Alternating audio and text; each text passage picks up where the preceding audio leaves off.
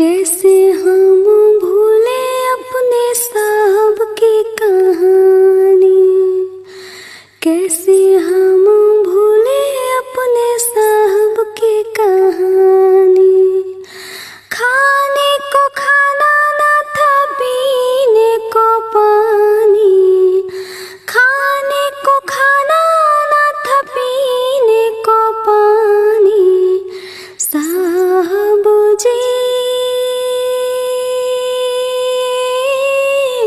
ओ साहब, साहब जी ओ साहब। पल पल मरते थे सह के गुलामी,